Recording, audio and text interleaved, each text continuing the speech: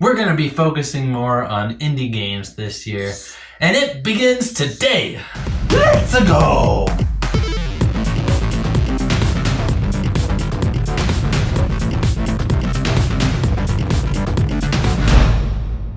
I resolved. I was resolute. Yes. I said, Scott, you will play more indie games. Yes. Talk about them more. Give them more of the spotlight. Because they deserve it. Indeed. They do. Yeah. I like it. Yeah. So today we're going to highlight some pretty impressive indie games that are coming out. Some that have been long awaited and some that are going to cause you all to cheer. Okay, and I'm sure those ones you may have heard of. I want to start out, first of all, by talking about the next indie game to reach consoles. When this episode airs, it'll be this weekend. Hold your socks on for... I thought you were going to say something else. Yeah. That's where you wear your socks? Okay, another thing I didn't need to know about you. But Brick Race is coming to Wii U. Okay. Is this like Lego knockoff Mario Kart? Oh, no, worse. It's like a game that you would play on your calculator, like Brick Cars. Oh. Not to make any achievement of releasing a game on a Nintendo System small, but come on, people. We can do better than this. All right, we have Shovel Knight. You know Shovel Knight. You love Shovel Knight. We do. Spectre of Torment is coming out real soon, and that's where you can climb up walls, and this releases in March. So if you've already got the game, I think you get the update for free. And of course, it's going to be sold newly on Switch, so you can buy that all over again if you want to. There's also one more campaign that's going to be coming out, and that, I believe, is... Let's see, Spectre of Torment. Simeon, I gotta be honest. Yes. The Shovel Knight versions are getting a little confusing, so we're gonna need to research this, and I think we can make an entire episode.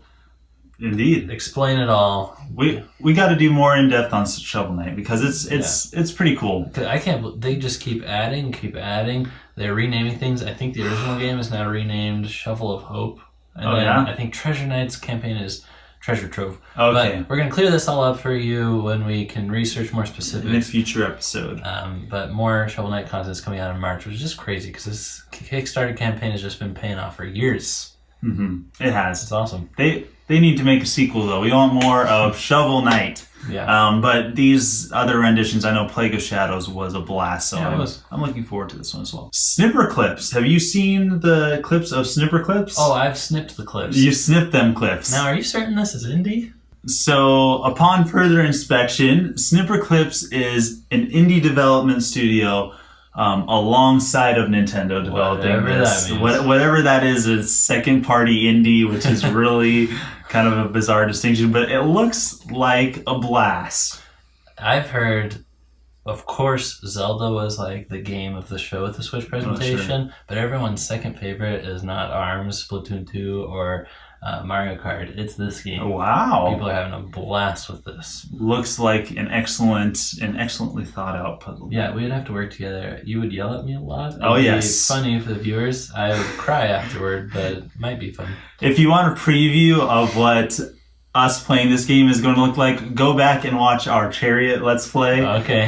For the two people who have seen it, you guys know what to expect. All right. We also have Seasons of Heaven. Yes. Which is using Unreal Engine 4. Yes. So it's like the newest, what do you call those? Engine. Yeah. I just said Unreal Engine and didn't know what it was. It's an engine.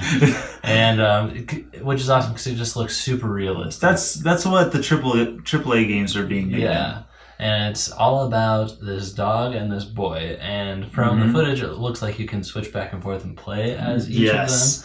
So, I mean, as far as realism goes, this is as beautiful as anything we've seen on Switch yet. Yes. I do have to say, though, I know it's an indie game, but I was a little bit disappointed with the trailer. I think it could have been better cut. Yeah. It had a few glitchy graphical things. They could have snipped it a little better and clipped it up a little bit. Oh yeah, Snipper Clippers or whatever that game's called.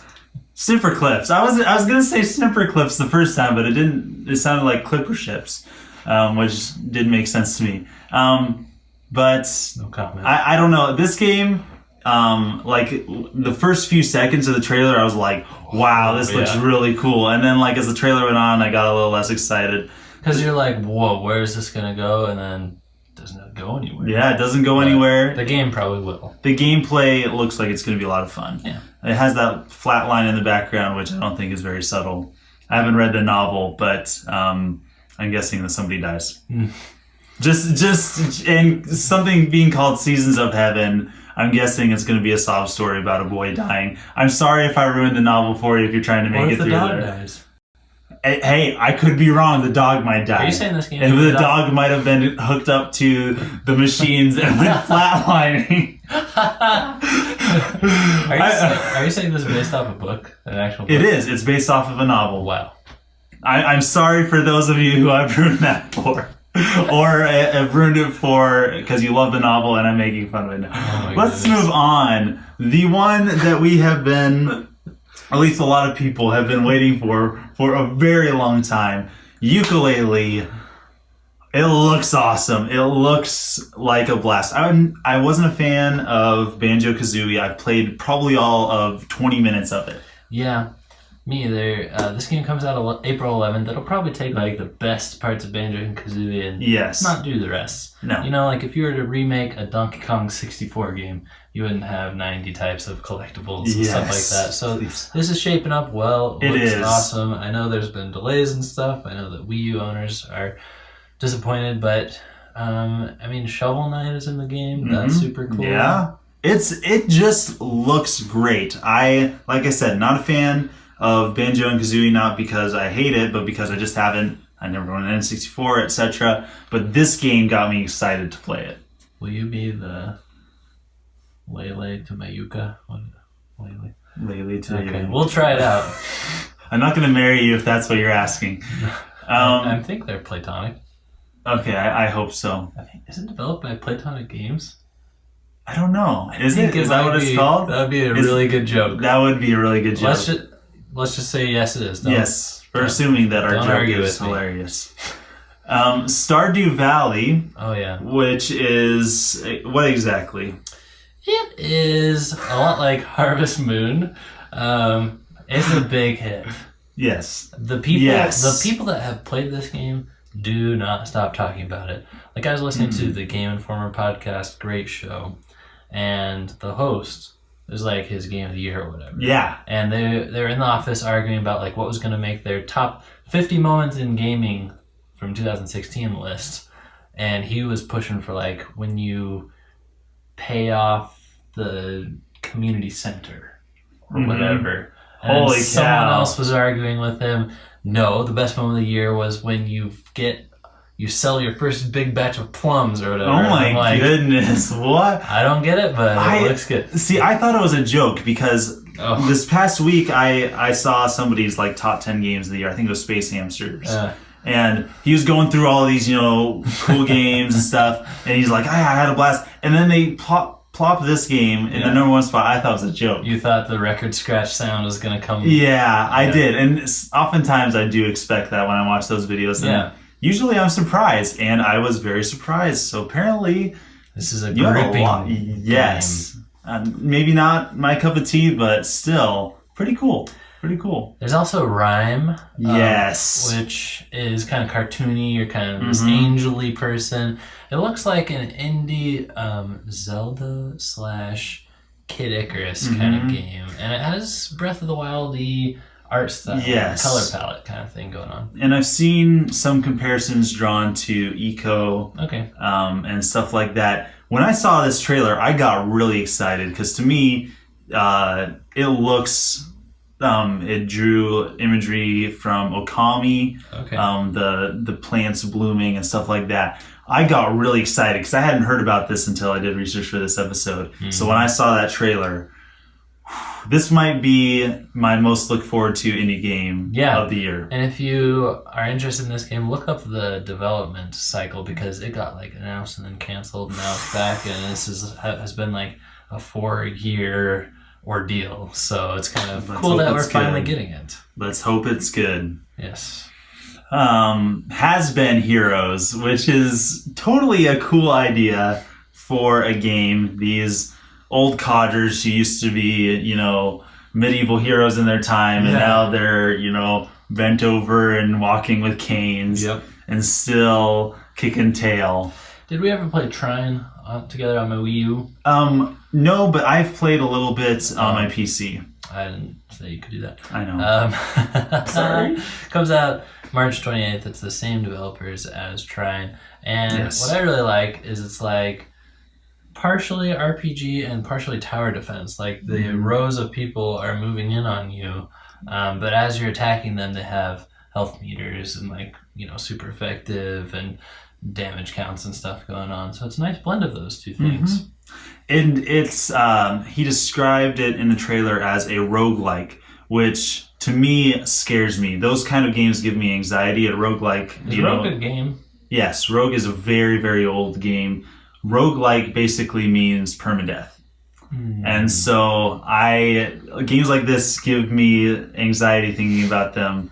And it doesn't necessarily mean permadeath like why I don't know why I'm blanking on the name of the game, but there's a game where you have this hero and he goes through this castle and you try and go through it until he dies. And when he dies, his child picks up his mantle and has a little bit of the same genes, but is a little bit different. Wow. And you try and go through the mansion until he dies, and then and the levels are randomly generated and stuff like that. So it kind of freaks me out hearing that. There's very few games like that interest me, but the premise is fantastic. Cool.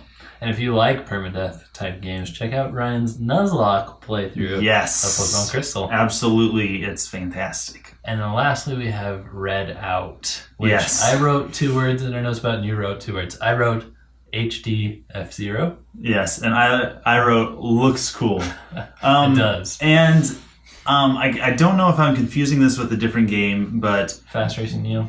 Okay, yes, that was the one I was thinking of. Because isn't Burnout the game for the N64 that was the futuristic racer? I don't think so. Burnout is on Xbox where the car explodes. You're talking about a futuristic racer on N64? Yeah. Maybe F-Zero. Oh, maybe it was F-Zero. No, I'm thinking of the other one. Okay. Anyway, whatever it was, that's what it looks like to me. It looks like pod racers. Yeah. Okay. Very, very good graphically. The graphics look pretty amazing. Indies have taken upon themselves to keep this specific genre alive, so that's cool. Thank you, Redout developers. Indeed. Keep your eye out for all of these games because with indies, you can buy 3, sometimes 4 games the price of one brand new piece of software. So we're going to be having a lot of fun with these on the Nintendo Switch. Thanks for watching. Thanks for being part of the crew. Don't forget to leave your comments below. What Nindies, what Nindie games are you looking forward to this year? See you guys next time. Signing out.